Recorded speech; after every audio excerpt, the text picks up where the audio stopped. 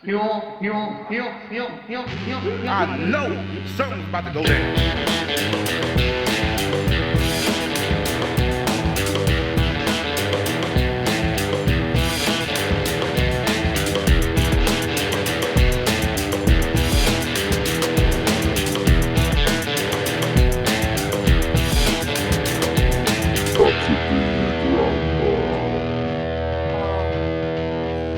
Gone forever was the red balloon. Oh, it's back. No, it shall stay put. Welcome, welcome back. Did we hear that, or did everyone else hear just, that? we just reheard that little jingle. Can you include it so everyone else can hear what we just heard? Because that was wonderful. Ding, ding, ding. That was the old theme tune to an old podcast, Jeans on Toast. Oh, brilliant! Gone with the old, in with the new. Yeah.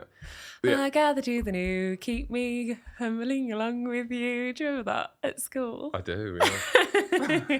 And it's all because I travel to the new, keep me humbling along with you. Go Christians. Are you done? I'm done. I thought we were going to get all 8 verses of that. No. That's something I do have in church, actually. You know, when you get the hymns through. Not that I go to church often. Usually a When was wedding. the last time you were in church when we got married? You know, when you're in the queue for church and you get the hymns through and you're like buzzing. Mm-hmm. No, when you get the hymns through, when you get the hymns through when you go to someone's wedding or funeral. Yeah, right. Yeah. It's the only time we're there, really. Yeah. And you look, and there's 2 things that happen. You see 8 verses, and you think, "Fucking hell, Yeah. this is a long one." Because I always judge how long I have left in church by how many hymns are left. Yeah, me too. And then I always think I'll win the jackpot when I get you sometimes get 1 verse and a chorus, and you're like, yeah, it's just a small. that was a quick hymn. Yeah. And then sometimes you get the really 8 verse hymns, and then sometimes what you get is I hate it when the way they print it is it'll be like a 4 verse song with a chorus, but they don't repeat the chorus. No. So then, but it says at the end of each verse, repeat chorus. and then so it looks short-ish, Right. But then it actually goes back, Yeah, and I know. back. I don't understand why churches haven't just upped their game with hymns. Why is it that the hymns have stayed the same forever Well, you can go to a Christian rock church, can't you? and they've got new shit? There's one here. Yeah, so Catholics, up your game. They have.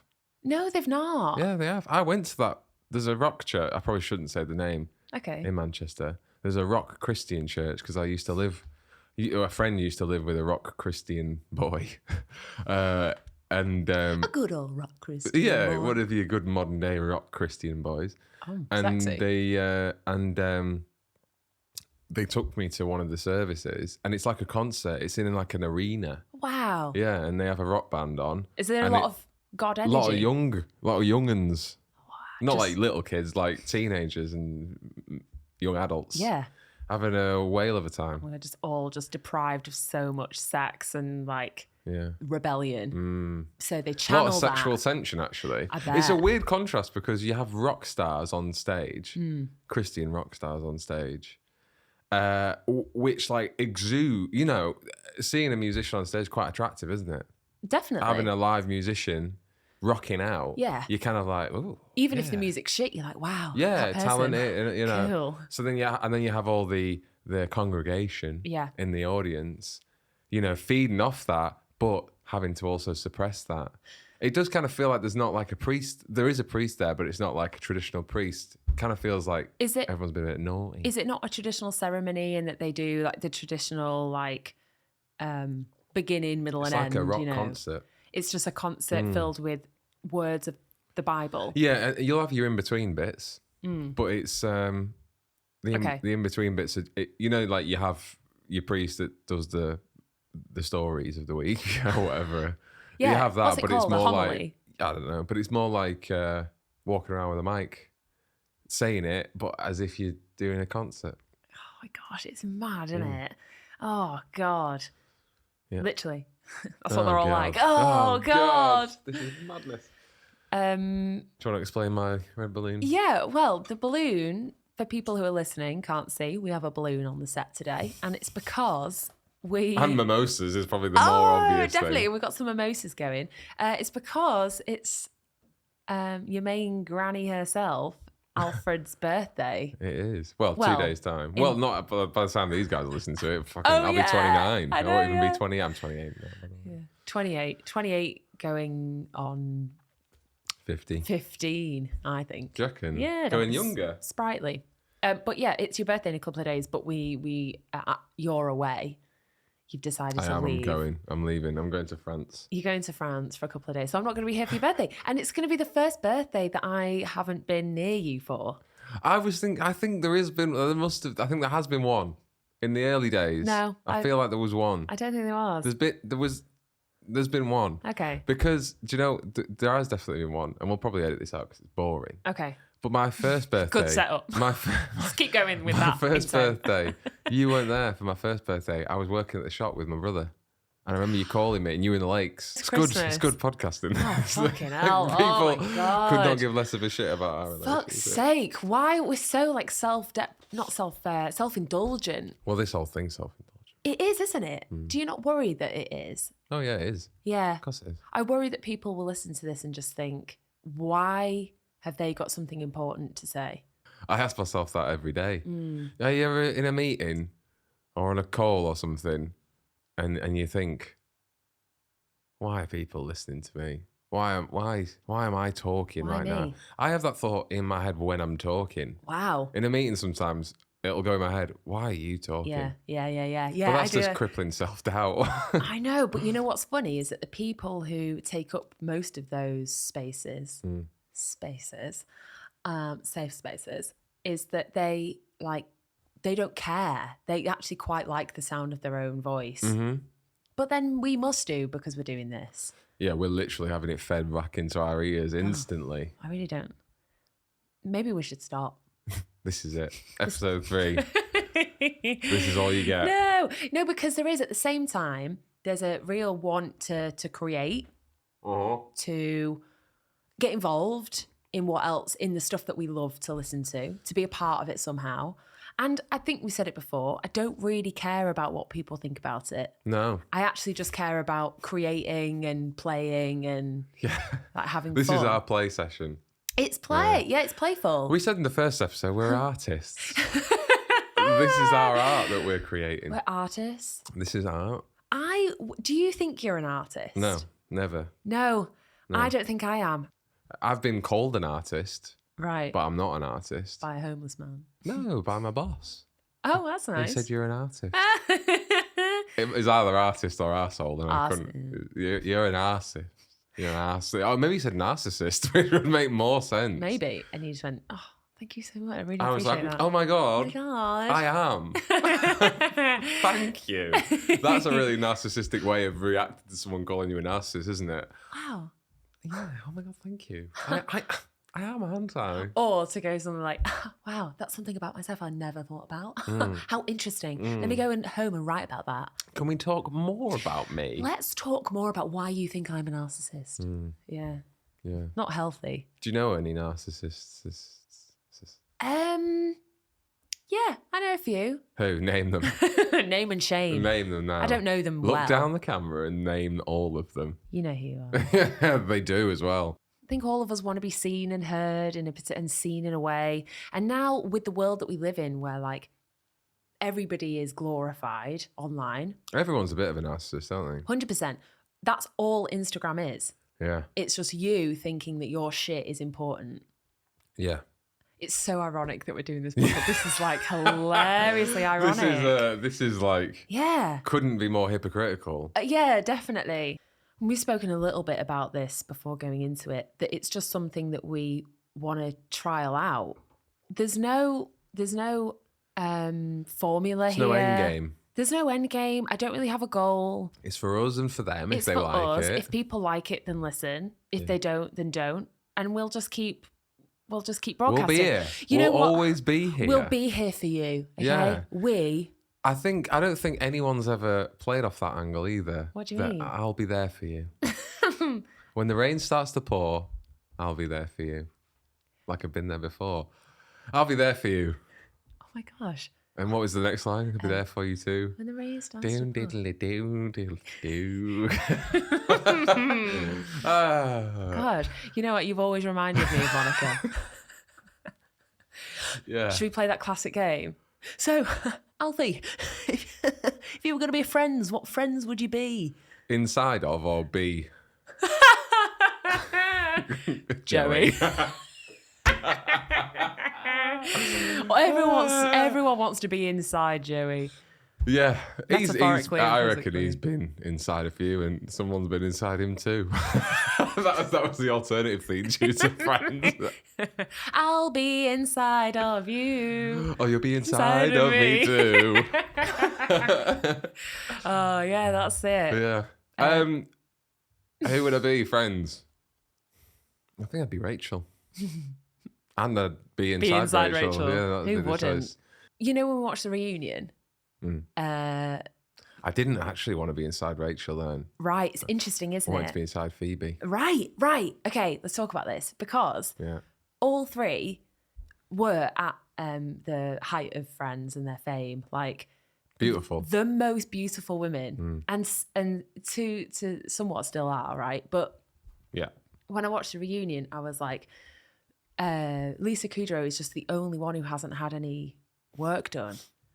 Yeah. And whether that's true, I don't know. And I'm not saying I think she has. Right. But it She's definitely aged the looks best. that way. She's gone more au natural. But isn't that funny that like women feel that they need to look younger to look better? But Yeah. you can never just be younger, no matter what you do to your face. No. You're never And in gonna look fact, younger. I think not just for women, for men as well, if you Right. have work done, when you get older, it looks worse. Real bad. Like, sure, it probably makes a difference in your 40s and a little bit of your 50s. Yeah. But then when you're getting older and everything else starts to deteriorate, it looks like really bad. It you looks look so ill bad, and you yeah. look you look ugly and And I think we're all forgetting that like you look past the point that someone has said, I want to look younger. Like that self-doubt, that lack of confidence, that like someone who's really comfortable in their own skin. We don't find that we don't find someone who's comfortable, a woman especially, comfortable in their own skin attractive. no. Although I did watching the Friends reunion thinking, you know, Lisa Kudrow looks so gorgeous. Yeah, she looked beautiful. No, she might have had work done. I don't know. I just think, you know what? You know what, Alfie? It's a bloody patriarchy. Yes, again, here we are Absolutely. spouting down. Amen. But like, why is it that like, yeah, women feel the need to do that? Because yeah, they're Well, I cast imagine aside, in aren't that they? industry as well. So much demand to be young and attractive because there's always someone younger and more attractive coming up. Yeah, And it's a shame because I guess your talent doesn't necessarily always yeah. translate into whether you should get cast or not because you're a bit old and you're a bit saggy than you used to be. But you're a great actor. I just or think- actress. I just- actor. I just think for Lady actor. lady man actor, Yeah. there's something about like, I've got a fun thing about that. what do you mean? Oh my God. Pause while he takes a sip. Have we talked about me going on Tenable? Oh my God. No. No, we should talk about that. We should talk about that. You know when I said actor, lady actor? Yeah. One of my category Yeah. in Tenable Yeah. is it's a top 10 game show hosted by Warwick Davis. Mm-hmm. My category was best actor, Oscar award-winning best actors who portrayed a real person. Yeah. Now, because I'm woke AF, I straight away went Meryl Streep because I know that she's portrayed a real person and won an Oscar. They said actor. Yeah. Right. So they had to stop the show. They stopped recording and said, we're not going to say that that was wrong because you've actually pointed out an error that we've made in the wording of our question. But we can't accept that as an answer because we have only got a male list. And I said, guys, this is ITV3. You should know that women and men are called actors now. When I came in here, I looked at Warwick, not at the floor, but just straight at the wall. Yeah, I did. Yeah. You were looking like that, just like straight eye line, your eye line, even though he was down there. I know he's little. Yeah. But he doesn't need to feel that He way, doesn't does he? need to. Come on. I laid on the floor for him and looked, and so he was looking down at me. And now I look down on all of you for being so bloody sexist. Yeah, exactly. Yeah, you tell him at ITV3. Yeah. So they changed it. They changed it, yeah. Although they changed the word in the question. Yeah, you are woke as F. Woke as F, I think is the phrase. Well, it was more like, because when I saw that category, I went, I fucking nailed this. Right. Because I knew loads of women that had won. I knew loads of women and men that had won. Period. Period. I'm friends with women. I know loads of women. I'm married to a woman. I'm not sexist. No, I thought I've got all 10 here. Because honestly, because Tenable. yeah, I thought I had all 10. I was like, oh my God, I know loads of women and men. I reckon I've got 8, 9 out of 10 here. Yeah. And then when they said that, I was like, it probably threw me because I was like, oh God, I don't think I know 10 men. I am 10 men. Proper 10 men. Yeah. But, well, there we go. Yeah. I can't remember what you're talking about I can't remember how we started. We started with Friends, and then we went on to Tenable. Now here we are. Your birthday. My birthday. Have you ever been on a game show? I was a stand-in once for a game show. Which one? The one with Davina McCall. Oh, the £1 Million Drop. Yeah, I went in. My friend she was like a producer on the show, and she wanted a stand-in just to go up basically and be there before the actual contestants went up.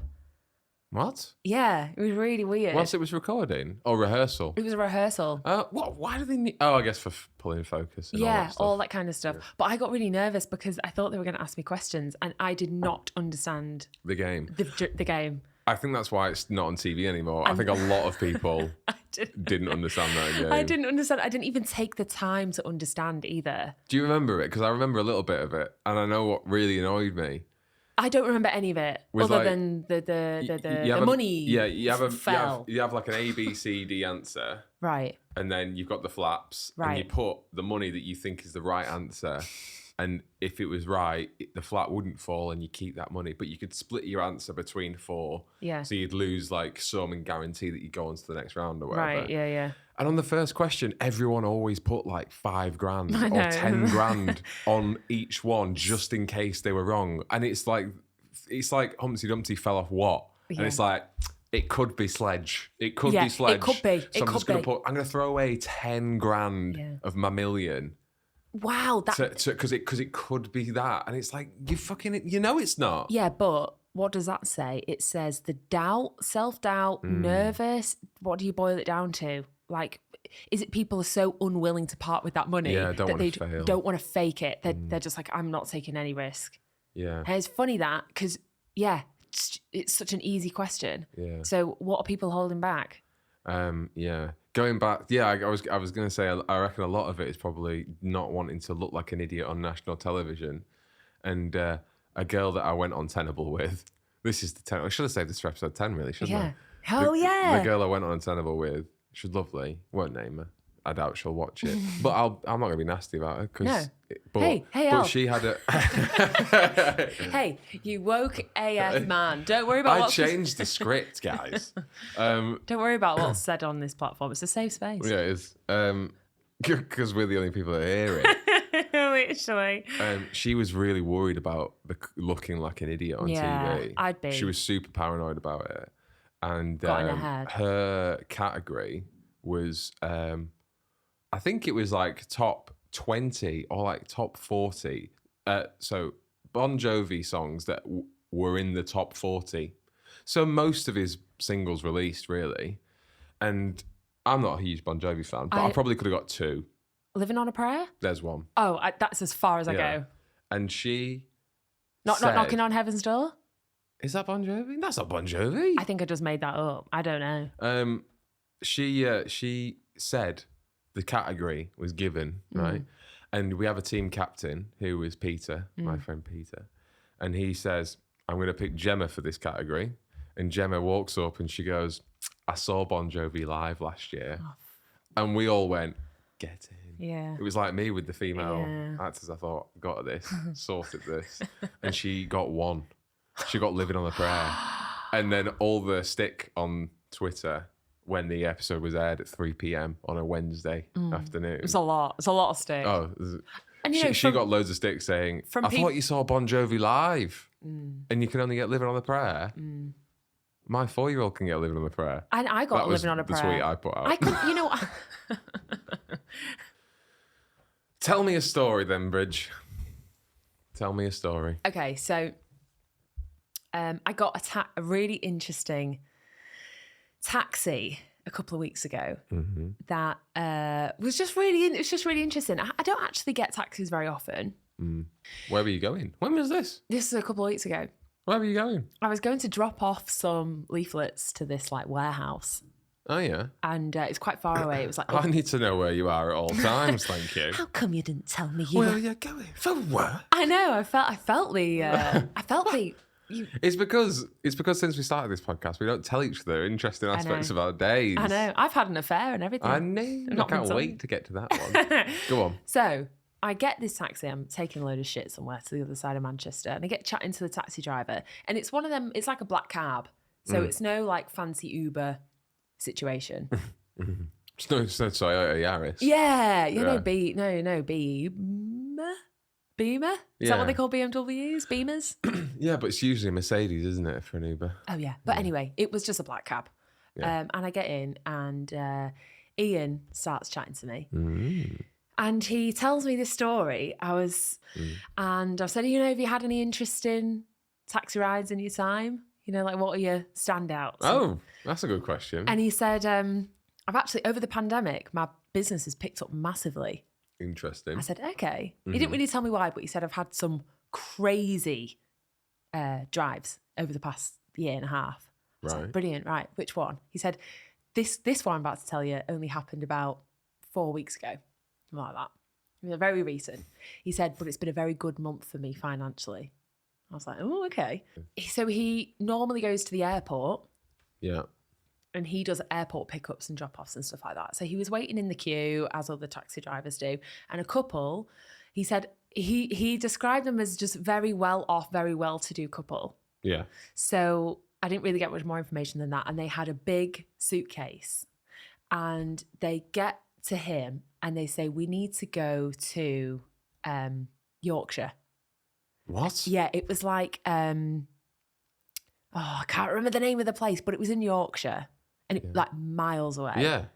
Oh, quite far away. it's Barnsley. Yeah, Barnsley's, yeah. It was Barnsley. Yeah. It was Barnsley. So he tells the couple, it's going to be about 250 quid for me to for a drive to black Barnsley. cab. Yeah. Yeah. 250 quid, but then I'm going to have to come back. So So you need to pay for my... So it said it's 250 quid one way, but it is 500 one way, essentially, if you want to go one way. Do you know what I mean? how is he charging that much? Right. Well, that's the thing. And they said... I guess his time as well, isn't it? Petrol time. Yeah, go on. Just it wait. checks out. Okay, checks out. Carry on. So he actually said, the couple said, we need to be brought back. So he was like, What? oh, okay, so you want to go to Barnsley and back? And they said, yeah, if it's okay. For the day? Right. So he picks them up. He goes to, they're on the side of the road by the airport, and he comes out while he's having this conversation, and he goes to pick up their bag to put in the boot. And they're like, no, don't worry. We can put it in the boot. It's fine. So they get this big suitcase, put it in the boot, sit in the back, and they're having a chat all the way to Barnsley. And this taxi driver, Ian, he said, I tried talking to them about loads of stuff, and they were quite quiet, but I found out that they were from Iceland, Right. and that they weren't in the UK for very long. In fact, they were going the back day, to Iceland. obviously, They were yeah. going back to Iceland that day. Yeah. So he was like, oh, he didn't really ask much more. They get to Barnsley and they pull, and apparently they didn't know where they were going. So he said, I think we're getting close to Barnsley. Do you have an exact postcode? And they were like, yeah, hang on a minute. Get out a phone with the postcode, show it to him. And they're like, go this way. He's going down loads of different roads, like quite a residential, like quiet area. Pull up at a mansion, huge, like gated area, automatic buzzer in. They go through. He has to go around like a, fountain. Yeah. Pull up at this massive house, and they get out, take the suitcase out into the house, and he's thinking, brilliant, I can have my lunch. His wife had made him a pack up, so he's like, brilliant, I'll just have my sandwiches and whatever now. Wait for them to do whatever they're doing. Hadn't even started his butty, and they were back. And they were back. You all right? Yeah, I'm fine. Okay, so they... Just choking up because he gets off his butty. That's the saddest thing about the story. It is. When he told me that, I was like, oh, imagine. Oh, thinking. Yeah. And then, God's sake, put it back in its cling film, back in the bag on the seat. I bet his wife makes a good butty. If I know Ian's wife, she makes a cracking butty. Well, I think she's a taxi driver as well. Oh, well, I think there he you go. said. Anyway, so they get back. So they take the suitcase in, come back out the house with the suitcase, but it's quite obviously lighter. Puts it back in the cab, and they drive all the way back to Manchester that day, and he drops them off. And what they did when he dropped them back off at the airport, they paid him $500. They got £500 out in cash, and they gave him £100 tip. Wow, very nice. Yeah, isn't that nice? Makes up for his butty. It definitely makes. I'd go and get a big old Mackie D with that. Why didn't they ask him what was in Well, there? they didn't want to ask because that's not his job, is it? Yeah, but I'd be like, I'm sorry, if you're not letting me know, I ain't going to take you. 600 quid. Well, 500 quid that you knew about. Yeah, they probably just go to the next one. 500 quid. Yeah. A cabbie doesn't make that much. I just want to know what's in it. What do you think was in it? Art. That's what I said. Firstly, I thought drugs, and then I thought, No. there's no way you'd have Not drugs. from Iceland. And also not from the airport. Yeah, no, exactly. Yeah. It's going to be art, isn't it? Yeah, it'd be art. It'd be like an Icelandic, Viking replica, real thing. Yeah, that maybe. they were selling to a private collector in Barnsley. Yeah. And that's Case solved. all right. I That's thought, quite interesting. It's crazy, though. isn't it? Yeah. And then he said that he had another guy who made him drive, like he's got him onto the books basically and does business in Manchester. But he likes to be driven from London to Manchester via black cab. Yeah, it's pretty common. What's that about? It's not even a comfy car. No, it's awful. Yeah, but For it happens hours. a lot. Yeah, happens a lot. I know that. I know people that do that. And this guy will apparently be like, Ian, I need to go tomorrow. Can you pick me up at 4 a.m? Yeah. And he'll get a call at 9 at night. And I'll go, all right, yeah, I'll Yeah. drive down. I know. Yeah, but I reckon he charges him loads. Yeah. If it's 600, 500 quid to Barnsley, London, be a lot more. I just can't imagine. I had a friend's dad. I used to. It was a guy that I did my script writing course with. His dad was a private All right, driver. brag. Just an MA in script writing. He was a private driver, Right. and he used to do. Gloves and everything. No, I don't think that fancy. Don't think that fancy. But he used to drive Gary Lineker. Because Gary Lineker, when he does Match of the Day, he doesn't stay in Manchester. He goes back to London. Comes up on the morning, goes back down in the evening. Wow. Yeah. Ugh. He lives down there. Yeah, fair enough. But my mate's dad, he the most recently interesting celeb, and bearing in mind I did this course 3 years ago, so he's probably driven a lot more interesting people than. But he drove, and this is a coincidence because we started watching the show. Go on. He drove Michael C. Hall, who's Dexter. around. We have just started watching Yeah. Dexter. He drove him around because he was filming in Didsbury. There was a show in Didsbury a couple of years ago. Didsbury? Yeah. Michael C. Hall in Didsbury? Yeah, and he drove Michael C. Hall around Manchester. He was like his driver whilst he was shooting there. Pretty cool. And he left his fleece in the car, and his dad gave it to my friend, gave it to his son. So I know someone who wears Michael C. Hall's fleece. Oh my God. I didn't know I was rubbing shoulders yeah. with the rich tonight. Warwick my Davies. gosh. Michael C. Hall's fleece. Okay, great. Do you know any famous people? Not really, no. You're not going to name drop a few? You No. met a famous person? I'm not going to stoop that low. Well, this is a good segue into talking about who's going to endorse his show. But have you met a few? Have you met a few people? Well, I worked in the green room You've for the met- X well- Factor. Why are you letting me sit here talking about Michael C. Hall's fleece that I've not even seen, and you've I had served the I have stars? physically handed Simon Cowell Yeah. a Coca-Cola. High trized Cowell. You brought his napkin home. We had his napkin on the fridge We did have his that he napkin on the wiped fridge. his little mouth with. Yeah. Tell me some Simon Cowell facts, stories. He is very small. Yeah. He's such a Lord Farquaad. Like, Yeah. he's so Lord Farquaad. He's It's got little unbelievable. man syndrome, hasn't he? I think so. I don't know him personally. It's so interesting, isn't it? The whole X Factor world. Like, oh my God, it's like stepping into fucking Hunger Games watching Is it a that thing now. still, X Factor? I don't know. It must be, mustn't it? It There can't must be be. something. No, like it. sorry, I didn't work in the X Factor green room. I worked in the Britain's Got Talent green Oh, room. of course, So you had yeah. Simon Cowell, Amanda Holdman. Yeah, Holden. Yeah, Holden. That's what I said. Yeah. Alicia Dixman, and you had David Williamson. Who was your favourite out of the four? David. Why? David, because he was just nice. He was actually just Was he genuinely actually nice? like decent. That's yeah. good. It's good to know. Stephen Mulhern Yeah. tried to Big forehead. tried to steal a Mars bar from our little tuck shop. What do that you mean we you had. tried to steal Mars bar? Well, he just took a Mars bar and was like, yeah. He just took the Mars bar. From where? So we had a little stall that was going on in the theatre Yeah. that was for like crew, for like contestants, whatever, while they were filming Britain's Got Talent. And he rocked up and just like picked up and was like, I'll come back for it, yeah. And the girl that was working on the shop was like, no, you need to pay, it's 50p. She stood up to Stephen. Well, she didn't know who he was because, Oh, really? you know, Who who does? yours? So she was like, unless you lived in Britain and you were alive during is it SMTV? Was he on? He steals this. It's either a Mars bar or Twix. Don't quote me on the details. So It all matters. Watch Steve and be like, Yeah. I think you'll find. I listened to the third episode of I Could Be Your Grandma, and I'll have you know it was a Kit Kat. It Yeah. was a goddamn Kit Kat. I loved the first two episodes, and now the third one was a pile of shit. I'm out. So she didn't know who he was. What I'm confused about is, didn't they provide snacks for the stars? Not really. Didn't he get a green room? Yeah, was there no, not no, a green no. room with like free food? Sorry, yeah, there was. Yeah. Because on Tenable, we got free snacks. What kind of free snacks did you get? It's like Mars bar. There was Nice, like a so- table with like bottles of water, Yeah. cans of Coke, Nice. crisps, Mars bars, fruit. Yeah, great. You know, and we were happy with that. Yeah. I'd fill my bag full of shit. I'd literally take Yeah. so much home. I've only ever worked on or been the star of a quiz show.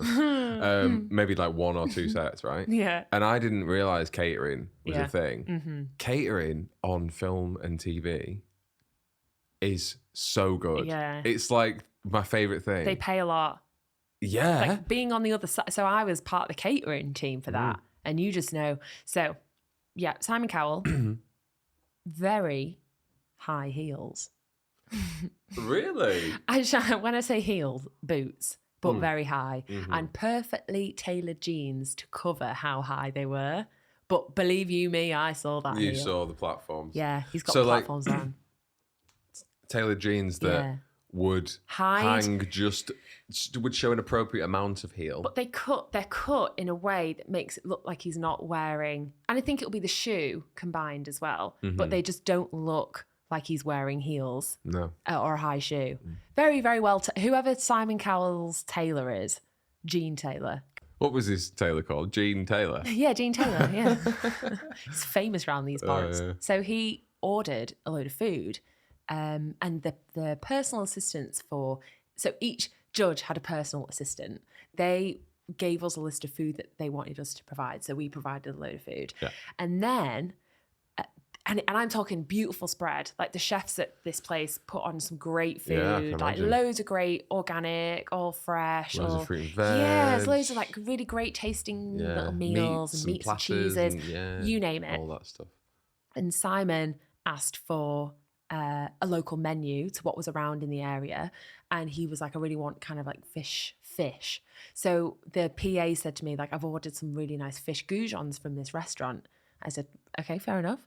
So Oh, not from not from the place where you were. He didn't want to eat the food that we provided. He wanted to get takeaway, Right. which they all did pretty much. Actually, it was like Wagamamas and Really? yeah, all of that. Yeah, So yeah, celebrities. it was ridiculous. Yeah, it was so. It's all such bullshit. Yeah, mental. So then they.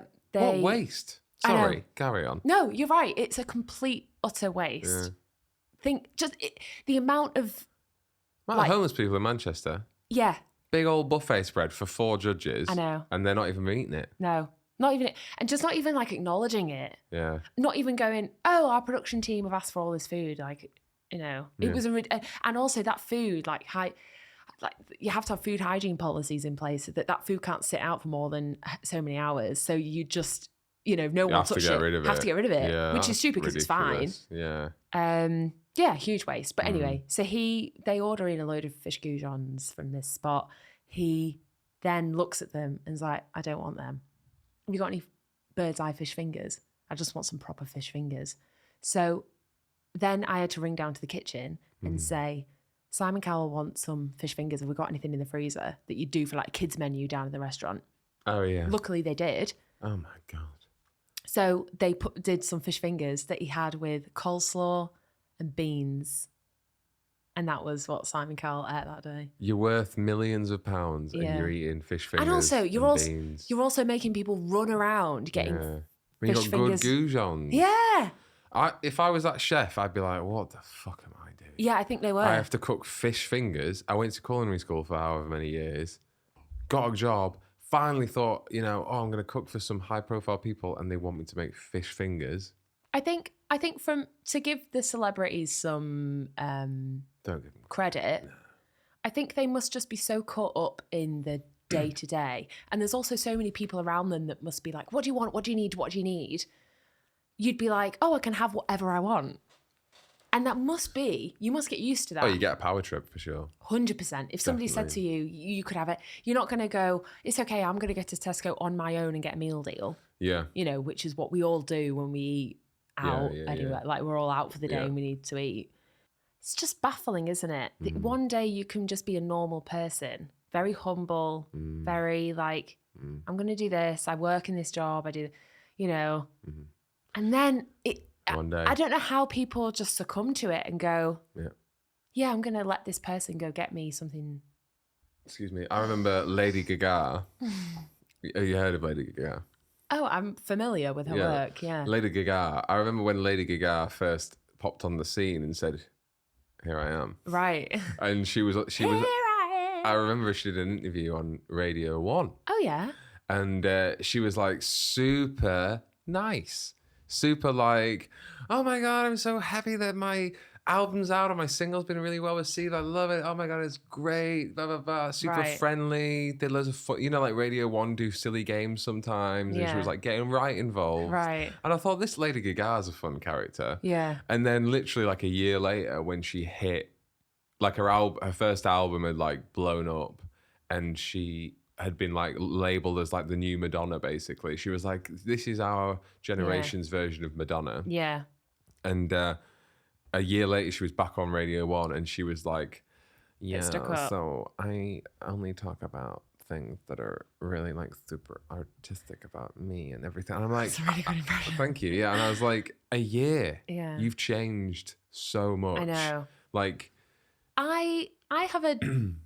I don't know. I think we don't know. We're making a lot of enemies on this show. Oh my God, everyone's going to hate us. Lady Gaga, Simon Cowell, Stephen Mulhern has written us right off. Oh my God, ITV won't sponsor us. You know what's ironic is that I really have no hate in my heart for anybody. Oh, no, I love Lady Gaga. She's a fantastic actress. Well, this is the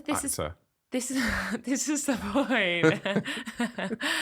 This is interesting though, because I don't know how much we are really familiar with Lady Gaga's brand and with her. You've added a third Gaga on there. What did I say? You said Lady Gaga. Lady Gaga. I quite prefer that. I don't think we understand her very well.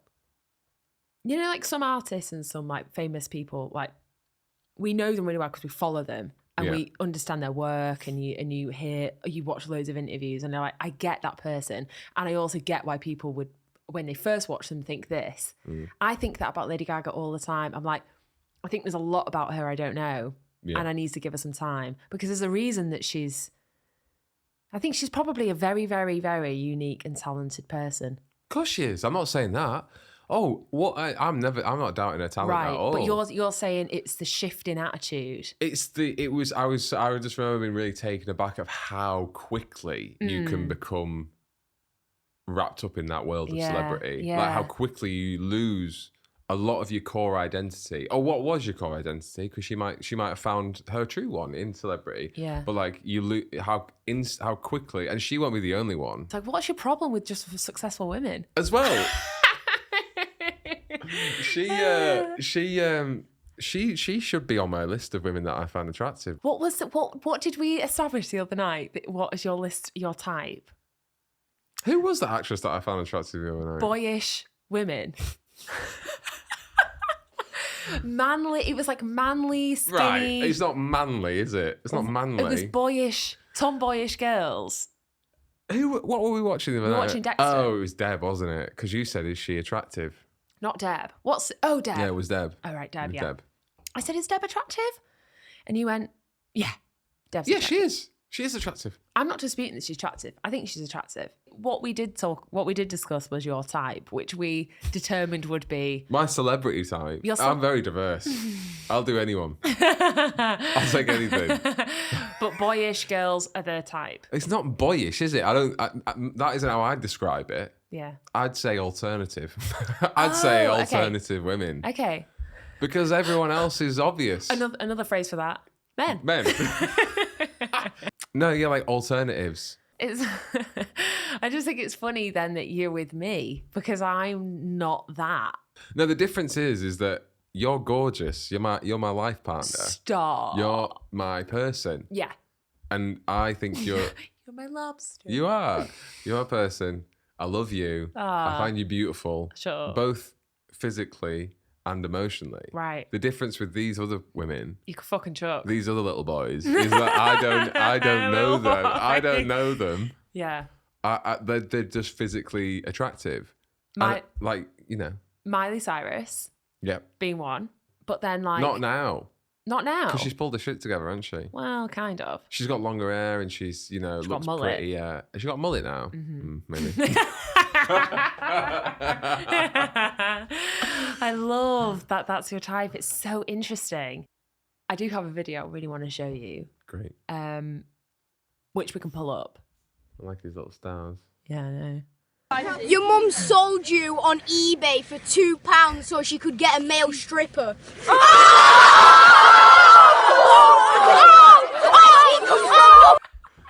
What? Play it again. Where's... Play it again. Your mum sold you on eBay for £2 so she could get a male stripper.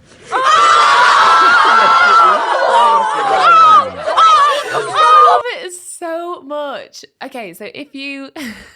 That's not even an insult, is it? I don't even know what it It's means. so mad. I know, I don't even know. Your mum sold you the person that you're speaking to, on- who's there. on eBay for £2 so that she could get a male stripper. Yeah. Yeah, that's what he's saying. But I don't understand any of it. I see it's bored you quite a bit. No. And so the reaction I know. is so big. Okay, so I did a bit of digging with this clip and I found the original, which was called like rap battle, school rap battle. And This was pulled from. and it was like a 4-minute clip of 2 school kids, And he's one of them. and he's one of them giving each other shit. And it was like, your mum's a cow, so she moos. And all the kids would go, yeah. I could listen to it all day. What do you think his little stars are for? I think he's doing a really good job at school. He must be, mustn't he? Yeah. Like, he must actually be quite a nice little boy. He Loads- must be like a head boy or Loads of star of the he's week. like Star of the week, maybe. maybe he's just done really well that week. But loads of comments on Instagram are like, give that lad 3 stars. Oh, it's actually a medal for winning. Yeah, he's such a lad. I love that he's absolutely tiny. Yeah, he's a little boy. He's like year 8. He's got a few bruises on his head, though. I don't know what. I think it may be spots. Actually. I'm Yeah, not too picking his sure. Spots. Honestly, I imagine this is a private school or it's an all-boys school. Yeah, okay. Can't see any girls there, and they're all wearing suits and ties. Yeah, I never suits wore and a suits ties. and tie at my school. Was that a thing yours? No. It's just Really? like a classic private school, young white boys like giving no disses. Yeah. There's not a diss. They'll go back to lesson. Where's the Best real? mates. Where's the real? Where's the real shit? You know They'll what grow I mean? into that. They'll grow into them. Your mum's what? Your mum sold you on eBay for £2 so she could get a male stripper. You know, I also thought when I saw this video, I thought I used to fancy boys like that. No, you didn't. Mean boys. No, not mean boys. That age.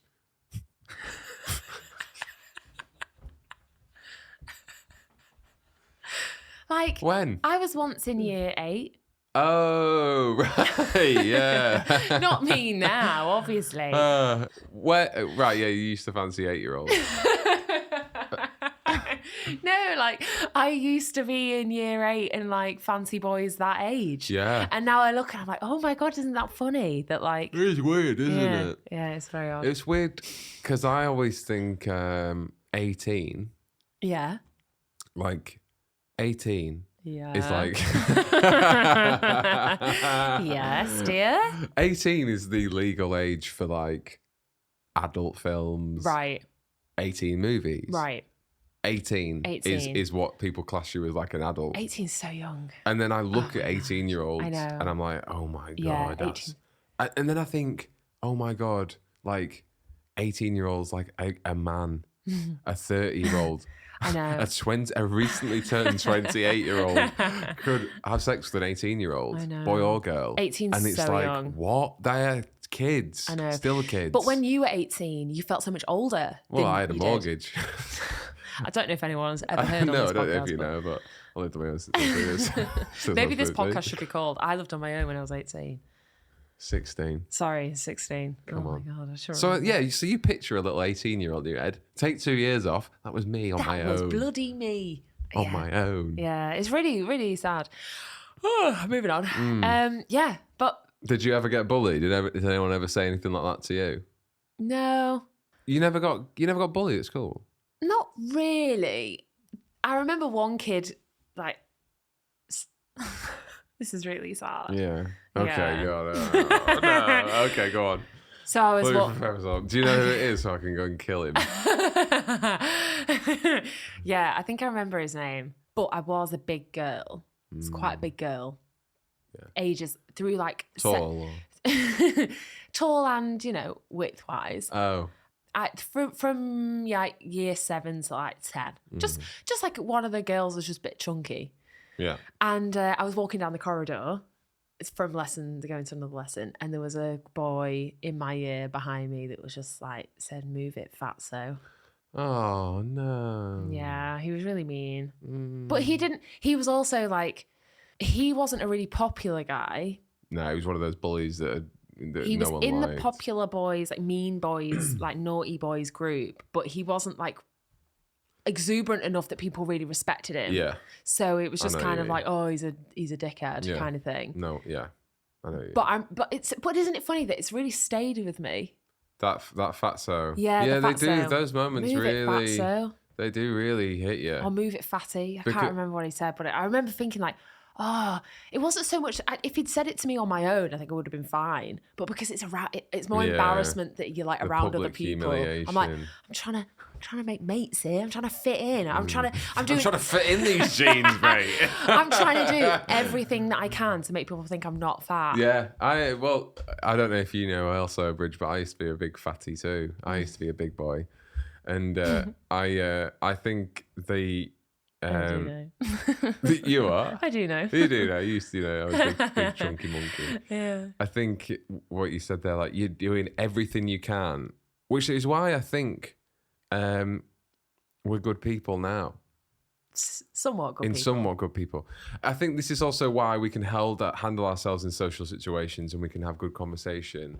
Because when I was fat, I was constantly just trying to distract people from ever thinking that I was fat or ever having the opportunity to go, "You're a bit fat, aren't you?" Like, you know what I mean? Like, you're constantly trying to be funny or you're trying to be interesting or inquisitive about them or like distract everything like with other aspects about yourself that they don't think you're fat. Yeah. But then when one slips through and someone says something like that, it really, really wall hurts breaks you. down. I know. Because you're trying so you're hard. thinking the word, because you think all these horrible things about yourself. Right, exactly. Like you're having fatso in your head every day. Right. But when someone else says it, you're like, oh Yeah. no. Did you ever acknowledge? Because I think I did that a lot. Like I kind of made jokes. It was it was more difficult because like I was a girl. Like I feel like guys who you're an exception to the rule because I don't think you took the piss out of yourself. Like you didn't make the joke apparent before people made it. No, that was because I was too embarrassed by it then. But I also think that maybe meant that not a lot of people then acknowledged it. But I really feel for those like really fat guys in like groups of friends, and everyone's like, "Here's fatty," and he's like, "Yeah, fucking fat." Yeah, like, I wonder. He's probably really broken about it. Yeah, I do think that. Because sometimes like I like envy that attitude. Yeah. Or did envy that attitude of like, why is he happy about it? Like, why is he fine with that? Yeah. And I don't mean like looking at him judgmentally going, why are you fine with being fat? I mean like how I want to be like that. Yeah. Like if I'm fat, I want to be able to just embrace it. Right. But then I did think like, I wonder if that actually really hurts him and he is in pain and he just doesn't know how to help himself. And he deals with it by acknowledging, like being in on the joke, because it's easier to be in on the joke than out of the joke. Do you feel like did you feel like when you lost all your weight, you were like, had a bit of like body dysmorphia? You know, that that thing where you see yourself still in the body that you were in before? Because you lost all that weight quite quickly. Yeah. Yeah, no, I still think it now. Yeah. Yeah. How long have we been together? 7 years. 7, yeah. So I lost all my weight just before we met. Yeah. So it's like 7 years ago. Yeah. And yeah, still feel abnormal about it. It's funny, isn't it? Still feel like I'm Trapped in a fat man's body. Yeah, well, I am. I am a fat man. No, you're not. No, I don't mean physically. I mean Emotionally. yeah. I'm emotionally Well, yeah. fat. No, I love food. I have a really unhealthy relationship with food. Right. You know, like right. That's the and problem. Me too. I have that too. I have an unhealthy relationship in the respect that like I love it. Yeah. I love food. I love good food. Yeah. I love bad food. Yeah. I love food. And Okay. okay, calm down, honey. And then I also have it, I think, from I don't know if you know, but when I was 16, I lived on my own. Yes, of course. Yeah. And I had to pay for my own food. Yeah. I had to, you know, and there was a lot of time where I didn't have money to buy food. I'm not trying to get sympathy here. No. But like I didn't have a lot of money. You know, I had to pay rent, didn't always have enough money to buy food. But when I did have money to buy food, I would gorge on and it. because I was quite lonely and quite sad, I'd comfort eat a lot. Yeah. And that's when I like really piled on the pounds. Right. So like I still have that because I dealt with probably a lot of what that emotional issue and emotional issues were at the time. Of not having comfort or support, and the way I dealt with that was through food. I still use that now. That's my go-to. Like now, if I'm stressed or if I feel upset or if I feel lonely or I feel uncomfortable, it's a go-to. Like have a bit of comfort food. Yeah. Because that was your old friend back Right. then. Yeah. Like they looked after you, those Mars bars or whatever. And I don't know how you reacted to that boy calling you fatso. Yeah. But I remember times when I was younger, when I was fat, and I would have an embarrassing moment like that. Someone would call me fat, or you know, it'd get pointed out, or you know, I'd have to take my top off or something like that. Yeah. Like Why did you have to take your top off? for like PE or something. Oh, right. Sorry. I actually managed. I thought you meant like someone was like, "Take your top off, you yeah, fatty." get off. We all want to see those roll.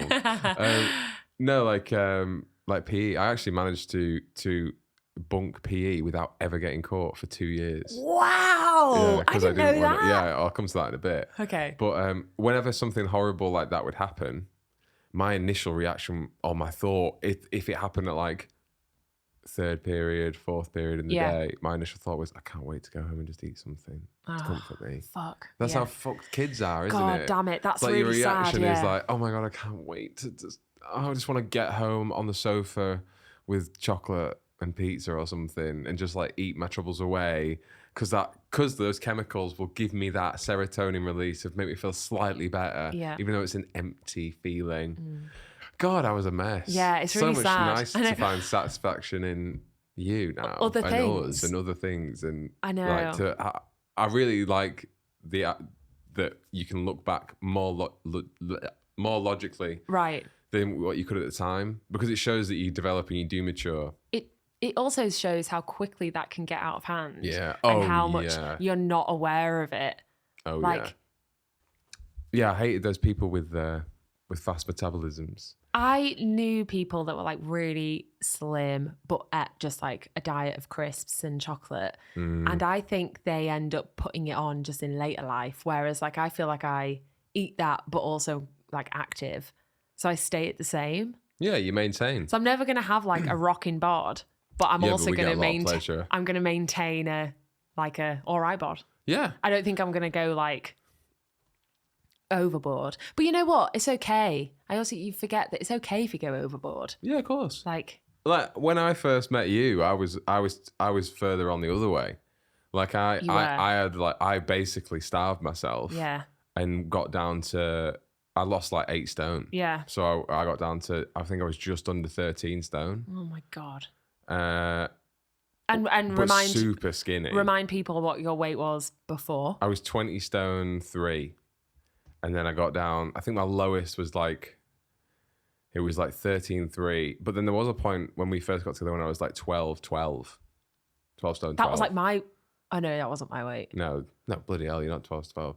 Because I'm quite tall as well, ish, 6 foot ish. So like I was really skinny. Yeah, you were. And I didn't eat. I used to get lightheaded all the time. I used to have 1 meal a day. I used to just like have like pasta. Whoa. Whole grain pasta with some chicken sauce, and that would be it. How long did it take for you to kind of for your stomach as well to acclimatize itself with eating less?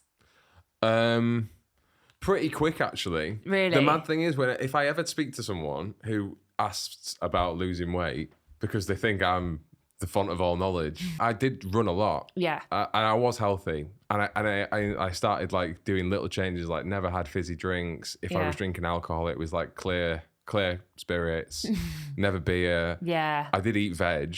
It was just once a day. Right. And I'd run a lot. I'd run fucking loads as well. Whoa. So like, but what I do say to them, my tip is that your body and your stomach actually gets used to not eating much pretty quick. You know, because you get hungry. Yeah. It does shrink pretty quick. So like, if you can stick with it for like maybe a month. Yeah. Maybe a few weeks. But eat more healthily rather than what you were doing. Yeah, Than just eat 1 meal a day. Oh yeah, definitely. Yeah, don't starve yourself that much. But you'd be amazed at how quick that hunger goes. Yeah. So yeah. Really? Like, Yeah. as in, did you not like? Oh my God, I really want pizza right now.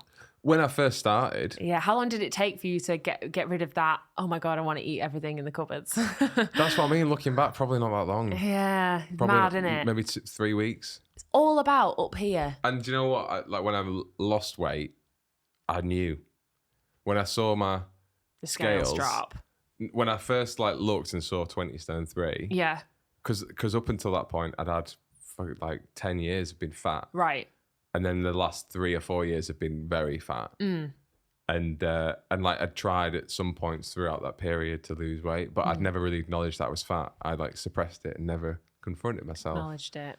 But when I saw that number, I was just, it was so clear. I knew I'd lose weight. It was such a like a lovely feeling, because I was like, oh, I'm going to lose weight. Yeah. Like, I know it. Yeah, Like, this is it. This can't be, I can't live the rest of my life like this. Did you imagine you getting to the weight that you did end up getting to? It must be mad. Because when we first met, you were a big guy. Yeah.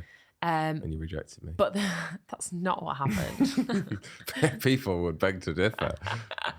Who would beg to differ? Everyone would beg to differ. But go on. So but when we started going out, Yeah. you were like Trim. so, but not in a good way. No. I would say. I feel like because you've got quite deep set eyes, you just look like it was like skeleton. Yeah, you and like you've got very high. You've got very great features, like great features, and one of those is very high cheekbones. But it meant that like you were like bit jaundiced. Skeleton kind of face. Oh yeah, no, I agree. And I thought, then you plumped me up. Fit.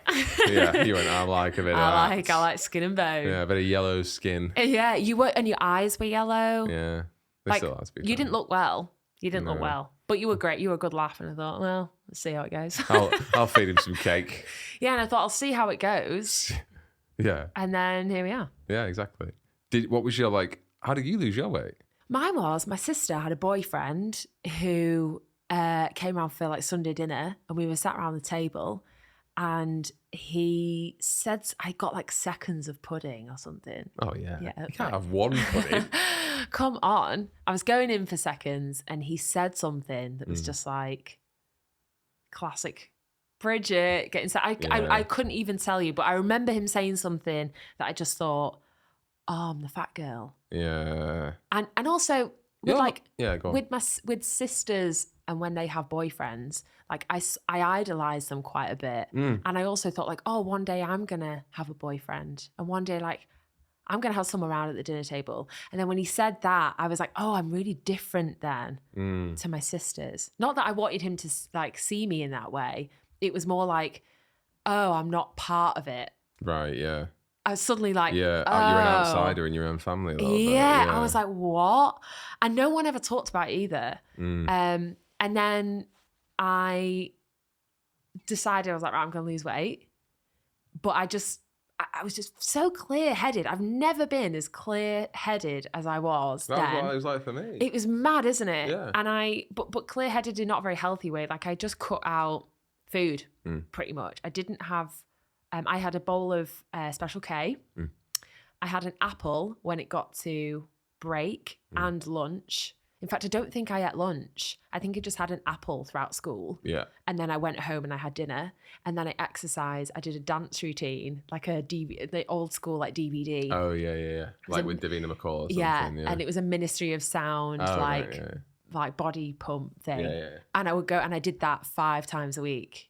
So like every night after school. And miraculously, as it would, I just dropped a load. I'd never exercised before. I'd never not eaten 3 big meals and loads of cake. Yeah.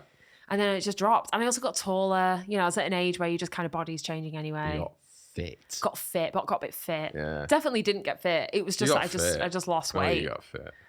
Like another thing people say to me or ask me is like, how how'd you get that big? How'd you get that big? Yeah, what were you eating? Yeah. And how much of it? And I'd always be like, I'd always say like I had so much fun getting that fat because I ate everything, some mega meals. Yeah, and eating is fun. So what were the go-tos? Mine was just sugar, but I would eat. If you looked back at a meal or a time or a moment even where you were like, fucking hell, that was bad. Yeah. Or like it doesn't even have to, because I've had those moments even after I've lost weight. Where I've like, whoa, I've really indulged. I once drank an entire can of condensed milk. That's pretty good. Yeah. And it was like, I'd never tried it before. How'd you drink it? You got spoon it No, out? what I think I did, I spooned it. But what I did is I'd never tasted it before. And I was like, oh, I'll just try this. It's condensed milk, the really thick, it's like caramel. Sugary. Oh, like God, caramel so milk. Good, it's caramel. What they have in their coffees in Vietnam? Yeah. Oh, that is good. And I had a big spoon of it and just tried it. And then it was like, I ate the whole thing. And then I thought, that isn't normal. People who are normal don't drink entire cans of condensed milk. Normal people have one spoon and go, okay, done. And then leave Bye. it. No, as soon as I get that taste, I'm having it. Yeah. All. Yeah, because I've got so many feelings I don't know how to convey them in the world. I'm going to eat this. Yeah. And what about you? I was different. I was always savoury. Never really indulge. I mean, I'd always top a meal off with some sort of pudding, probably. Yeah. But like the things I indulged the most on were definitely savoury. So it was at uni. The first year of uni actually was like when I properly piled it on. Well, no, I was already big, but like I just fucking went to town. Because the difference was that I went from living on my own with no money to living on my own, but with a student loan. So I had money, or some money anyway. Yeah. So I used to get takeaways a lot. But what I used to do, my like biggest, these weren't my biggest meals, but like they were definitely, it was more like, I'm very ashamed of it, because there was a McDonald's opposite my halls. Oh yeah. And I used to go to McDonald's because before Deliveroo and all that shit. Yeah. I used to go to McDonald's and I used to like get my phone out and pretend that I was picking up a big order for friends. God, so I've like, been there. so I go, yeah, can I have a quarter pounder with cheese, please? Large meal, Coke, that'd be great. And then what does David want? And then I'd look and I go, oh yeah, he wants the wrap of the day meal. And then I think the most I ever got was three meals. Yeah, that's big. That's a big And order. it'd usually be like a burger, for a you, wrap, David, and then Paul. like something weird, like chicken selects or something. So it'd be like I wouldn't be getting 3 burgers. I'd be getting like a real good variety. But then I would have like 3 portions of chips or something. And I bet you were like, oh God, these guys are really. Can you believe they've made me come down and get these again? Again, yeah, fucking. And the guy behind the counter's like, mate, Everybody who comes in here pulls this trick. Yeah. Do you think you're the first person who's pretended to order from Yeah. your phone from 2 other people? Yeah. And also, Go home, you fatty bum bum. They wouldn't even notice. Yeah. They've seen bigger states in that place than me. Oh, it makes me so sad to think that you were so. And I'd go home and eat it in my all of room it. on my own. Would you be sad after or not? No, I'd feel pretty good. Yeah, I'd feel pretty happy about it. Yeah. I think I'd beat the system. Yeah, I've done it. You know, like, they didn't think that I was fat. Yeah. Yeah. They thought I had friends. Yeah. I was just having the one meal. No, it was good.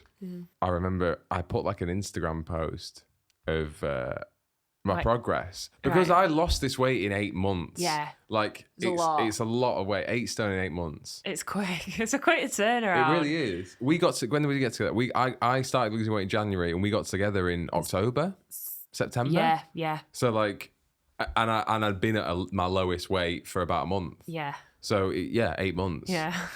And I remember I put a post on Instagram saying, like, here's my progress, because I didn't actually document it that much throughout the journey. Like, I've never really been that big on social media. Right. But I like put a post saying, it wasn't really a thing back then either. no, not really. Not really. You weren't really doing it for that. No. Yeah, exactly. Yeah.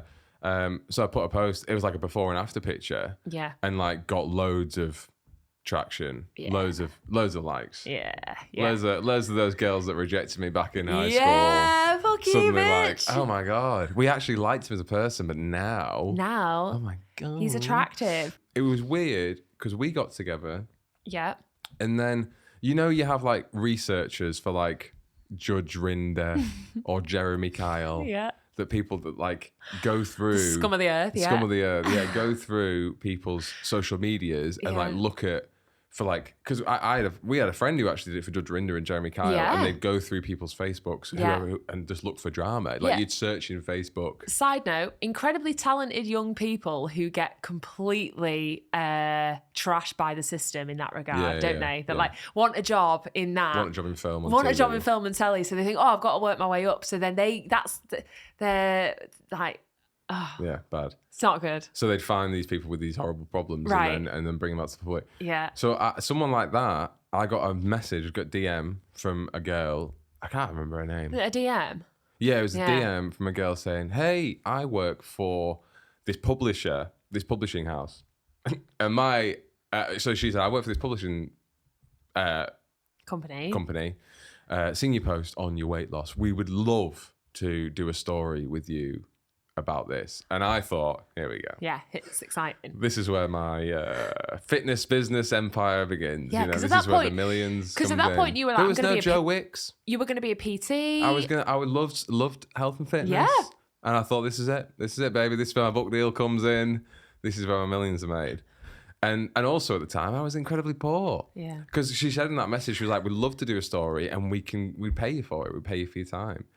So I was like, "Oh my God, this is great, Brilliant, amazing, win-win." So I had a call with her, and this is how crazy and how fast it all went. I had a call with her, yeah, and the call was the call must have been about 45 minutes long. Yeah, and she asked me loads of questions. She said, she asked me how I lost my weight. She asked me why I lost my weight.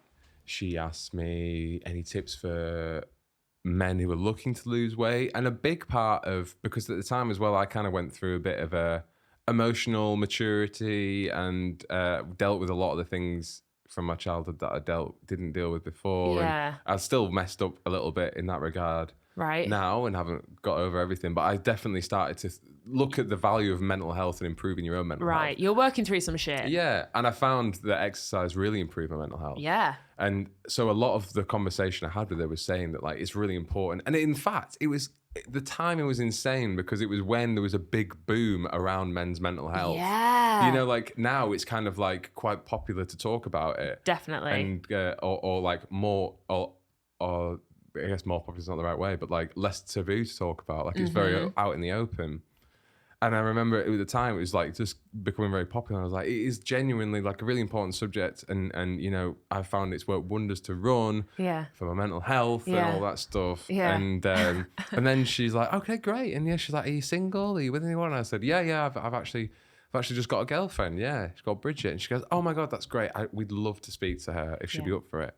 And I said, yeah, I can ask her, no problem. Yeah. And then I guess this is where I turn the story All over right, okay, for you, because she called you. Yeah, so at which point then I get a call from a lovely girl who's like, I believe that you're going out with Alfie. We've been speaking to him about his weight loss and such an incredible journey that he's gone through. You know, tell me a bit about how you met and what you think about him and all this kind of thing. I was like, yeah, well, you know, he's done an amazing job. Like I knew him beforehand because obviously we were in the same circles at uni, and the transformation is just, it's unbelievable. He's like completely different person, physically, mentally, all that kind of stuff.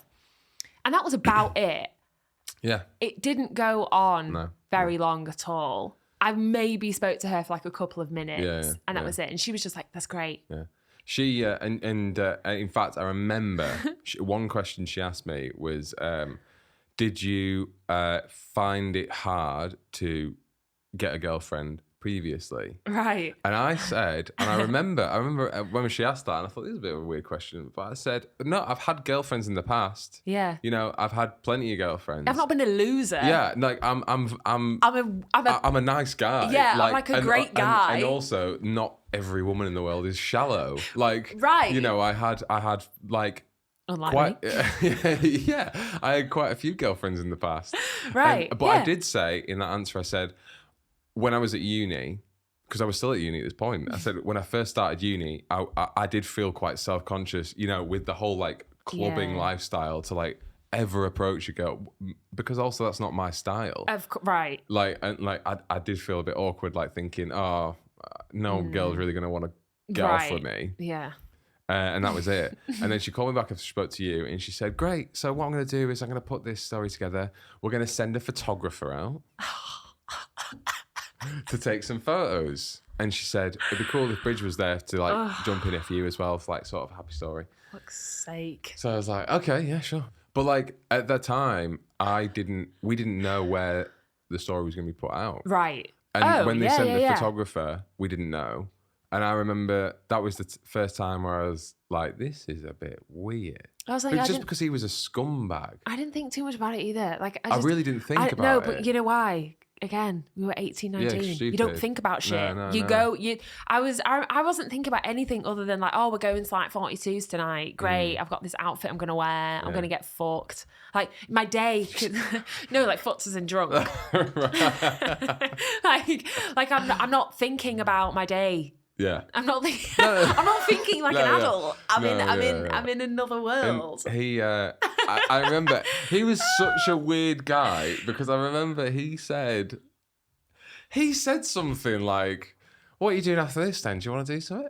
Do you remember that? And I was like, "Oh no, I don't." I was like, "Oh, I think we're gonna go to cinema or something. Or we're going out." And he had like a little pack up, and he was like, "Oh yeah, I'm working tonight, but I've just got a few hours to kill. I think I'll just eat my lunch then." And I was like, you're weird, mate. And he was proper Cockney as well, wasn't he? Yeah, he was. I don't remember the little pack up, but that's great. I said to him, where are you working tonight? And this is what set alarm bells off. Do you remember what he said? No. He said, oh, I'm working in Nottingham at Carnage. And I went, oh, right. He did say that. I said, what are you doing at Carnage? Yeah, big festival, by the way, during Freshers Week. Yeah. And I said, what are you doing at Carnage? And he's like, oh, you know, sometimes tabloids want to see girls falling over with their legs open, arse out, you know, messes, all students, been students, basically. I get those photos. And I was like, yeah, I forgot about that. What the fuck? I thought, why are you photographing me then? Yeah. And then got a call off the girl again. And she said, right, what I'm going to do now is I'm going to write your story. We've got the photos. And then we're going to put it out and we're going to see who's interested in buying the story from us. Oh, is that how it works? That's how it works. Oh, okay. And I was like, okay, cool. No problem. So she goes, great. Once it's bought, we'll let you know. We'll give you some cash. Yeah.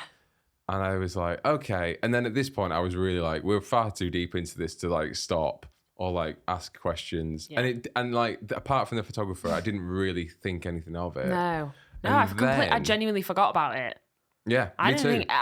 Because it was like a month after. Yeah, I was like, oh, that thing I took, yeah. And then I woke up to a lot of messages, a lot of phone calls, a lot of notifications. Yeah. And all the messages said, "What are you doing on page 1 of the Daily Mail?" Online. No, in print. Was it in print? It was on page 1 in print on the Daily Mail. Fuck me, I didn't think it was on page 1. And I I'm was getting like, hot thinking about it. I was like, what? And then I had loads of photos that people tagged me in, like taking a picture of the Daily Mail, like, "Hey, you're on the front cover, well done, mate." Yeah. And I was like, what the fuck is going on? And I remember being in class at uni and someone messaging me like, "Oh my God, you're in the Daily Mail." Yeah. And my heart just going, What? oh my God. And then to make matters worse, Or better, depending on how you look at it. yeah, the story was Horrific. terrible. It was It was so bad. It was so appalling. It was written. It was brilliant. It was everything I didn't expect or want that story to be. Yeah, it was, or think or thought that was the angle that they go down. It was our first exposure to the limelight, really, wasn't it? Can we get it up and Our read first it? and last. Oh, but what was really, really disheartening was that, like, the angle of men's health, your journey, who you are as a person, had been completely bulldozed by this like bullshit story of here we go. Yeah. So The the headline headline reads, is 20 stone student who couldn't find love swaps unhealthy. So who couldn't find love. Yeah. And the print headline was different. It was something like it was 20 stone loser or something. Yeah. Who couldn't find love. Bags himself a girlfriend. Bags himself a girlfriend. Sheds 8 stone and bags himself a girlfriend. And like I saw that headline and I was awful. like, this is madness. Yeah. Because on the phone to that reporter or whoever she was, the person who worked for the fucking agency that writes stories and sells them, I'll track her down. the conversation was genuinely 45 minutes. And the last question, Was that? a 3-minute answer, not even 3-minute answer, was, "Oh, are you single?" Yeah. "No, I've actually got a girlfriend," is the story they went to. Yeah, because that's not what sells, is it? No one No, cares no about... one gives a fuck about me saying that I men's know. mental health's interesting or I that like know. I feel great and healthy that I've lost weight.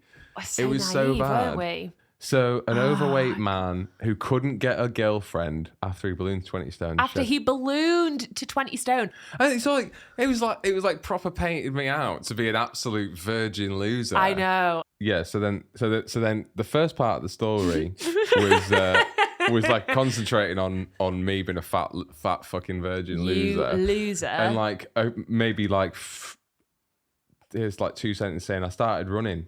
And then by the time I got to August, I'd lost 8 stone. That's pretty much all they go into about how I lost my weight. Oh my God. And then Oh it my was God. like, he said, "Oh yeah, Alfie met girlfriend Bridget through mutual friends at university when he had just started his weight loss journey." That was the sentence that sent you to death, really, wasn't it? Yeah. That you met me Yeah, right. when he just started his weight loss journey. Right. Yeah. Because that is Yeah. true. You did meet me when I was a fat mess. Yeah, but the circumstances are also different. They missed out, you know, And then all of it. it said the pair struck up a strong friendship, and after 6 months, Alfie had built up the confidence to ask her out. Yeah, that I didn't actually happen. asked her out when I first met her, and she said no. I know. Let's get the facts straight. So what was actually quite somewhat comforting about this experience was that like I got loads of nice messages as well. Yeah, you because did. there's a funny twist to this story which we'll go into in a minute. But before we go into the nightmare that happened, was I got loads and loads of messages of not only friends. Yeah. I got so many messages of strangers, mainly men, saying, "You've done, like, you look great. You've done really well. Yeah. How do I do that?" Yeah, that's great. Which is really nice. And I honestly like replied to like everyone. Yeah. Because Wow. after the nightmare of this story, I thought, well, if it made there must be some good thing to come out of this. And if it's that, then I'm going to acknowledge them that they've given me some praise and they've asked like how I did it and that they want to do it and they Right. feel like they can do it now. Yeah. Which like is great. And I replied and I thought, thank God. Yeah. However, we also did get a lot of hate because of this story. More so, Me. You got a lot of hate. I got so much hate from this fucking thing because everyone saw me as like this witch who didn't find fat men attractive and only found him fit once he'd lost a load of weight.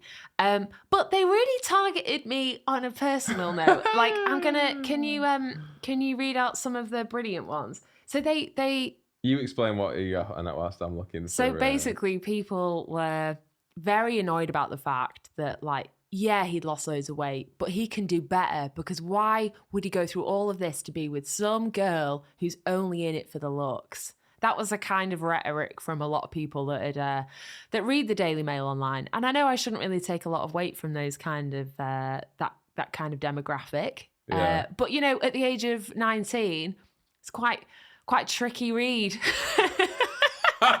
So to be honest, I think a lot of the comments have been deleted, but one of them was now to get to a dentist to get them chompers taken care of. And that was a common theme. I'm really proud of my chompers. I love your chompers. I'm British and the teeth match, okay? So suck on that. But a lot of the No, can you show the other one? There's another one that's like honestly, I think they've deleted some of them. why? They're so good. Yeah. Yeah, it was all like go him. Oh, And that then was another fuck one. her. Yeah, fuck her. She's only in it for how fit he is. One of them was Which is true. one of them was it's true. One of them was looks like she could stand to lose a stone or two. Oh, was it really? Yeah. What the fuck? I know. That's terrible. I know. In a weight loss story. Yeah. Like, What's mad? That's mad. So then another crazy. I didn't sign up for this. No, shit. you didn't. And it was all about my teeth, and it was all about how fat I am and how awful I am as a how woman. judgmental and shallow you are. Oh God! And do you know what? They nailed it. That's me in a nutshell. That's you in a nutshell. If anyone really knows me, that's all that's Yeah. really. When people see me, they think fat, shallow, and shit teeth. Yeah. And then the shit I constantly get people coming up to me in the street just going, "Hey, love, can you open this can?" Yeah. And I go, "All right." And you eat it. Fucking hell, fatty, give me back. Condensed milk. This will be mine. No, and then the shit I got was from ex-girlfriends. No shit. Yeah. I got so much abuse. Oh, that were like, are you kidding? Yeah. Yeah, I can see that. I can see that. Do you know what? Perfectly warranted Right. shit. Yeah. Because yeah, if yeah. I saw that, I know. Because I know, the thing it looks is, bad. I had relationship. I had maybe before you 2 long-term relationships, Right. and then like a third that was like longish, but Yeah. not massive. But like that's what a relationship, Right. And all of them had me when I was fat. I know. They All loved you. of them They loved you regardless. Had me as fatty. I know. And then I thought if I woke up and saw that, that fat bastard that I had to put up with for a few years I know. and love him regardless had been a mess. I know. Has just like I know. told the world that no one ever loved him until know. this chomper This came chomper along came along and and- saw the real beauty inside him. I'd be fuming too. Yeah, I totally get I it. had so much abuse. Oh, fuck, really? Not direct from the ex-girlfriends, but from like mates. Mates. And How dare you? Yeah. She's. Have you forgot about her? Yeah. Who loved you for and do you know what? Like 100% warranted. And I said to them, I was like, you're not gonna believe this, but Yeah. I didn't know this was the story. I reached out to all of my all of their friends who messaged me. And I explained, I said, Yeah. like, look, I didn't know this was going to happen. Yeah. And like the most recent ex-girlfriend understood after that. Right. She was Yeah, fine. yeah. Because if you read it, it seems like it's just coming from you. The whole story's just Yeah. come from your perspective. And like I say, I- if I saw that, Thick glass I would, as well. if I saw that, I would totally. Be fuming. You'd be fuming. Yeah, wouldn't you'd be you? fuming. Yeah, you'd be fuming. I'd be But like- also, it's the Daily Mail. Yeah. You can't more fool us for thinking that it was going to be this legitimate thing. I genuinely thought Men's Health were going to buy it. Men's Health. Yeah, definitely. Not the fucking Daily Mail. No, like celebrities and tabloids, man, that is a tricky slope. I can imagine how people get like just brutally, emotionally debilitated from being hounded like that. We were victims of fake news before fake news was even a thing. Yeah. We were the original fake news victims. I've been carrying around that. Yeah. I've been carrying this around for 7 years. I think about this thing maybe once a year. It'll pop up into my head. Oh, couple times a year, it'll pop into my head, and I'll go, oh my god. Yeah. But I think,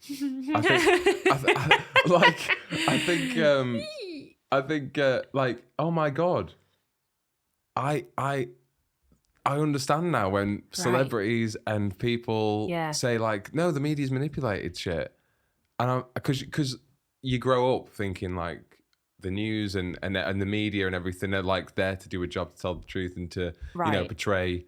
Facts. You believe that narrative very easily because the world is so brilliantly conditioned to you to just fall into those and just read them and just soak it all in, and then just and then that's how it's so cleverly done, is that you suddenly form opinions that you think are yours and actually aren't. Like that's how we're all living right now. And this is our first little slice of the real stuff, baby. This is it. Our eyes. Yeah, we were like, damn, everything's a lie. Everything's such a lie. Because it was like, people are so complicated. Like, people are so, I mean, ours is like I should say, our story. Your story is so, is really a bit boring. Oh, yeah, it's like, totally dull. You know, when you look at the Daily Mail online articles, most of it's like, woman eats talcum powder because she has condition. Yeah. Like, woman marries car. Right. And it's like, you know, people are incredibly complex. Yeah. To boil it down, to a headline. This is what humanity's come to. Is to just like this page of shit on a page that then informs other people about and informs other people's opinions about two people as well. Yeah. Really fun. But they're really clever about it. Right. Because like because also I instantly rang her and emailed her saying, I can't believe you've done this to us. What did she say? Like, this isn't the story that I agreed to. Right. Because she didn't let us read it. Again, our fault. She didn't let us read it. Yeah. We didn't see a copy, we didn't see a draft, we didn't get a hint of what it would be like. And I said, this isn't the story that I thought we were telling. And she just emailed back saying, if you can find a quote in that story that you didn't say, I'll take it out. And that's literally all she said. And like, reading through. That's so funny. Oh, that's so funny, like, because I think we're only quoted in that article a couple of times, 2 or 3 times, because we literally said 2 or 3 sentences about the subject they went with. And this again speaks to a wider context of like of hearing somebody within the context of the conversation. You could take snippets of this conversation. Oh yeah, we'd be and ruined. People be labelled as labelled as just like absolute. I don't know, whatever. Which happens. Right. Which we've seen happen recently with everyone, with celebrities, with comedians, with everything. Yeah. You can take a sentence out of context and ruin someone. And at the end of the day, like we're all just human beings, man. Bro, we're all just going around this crazy world together, man. Yeah, just listen.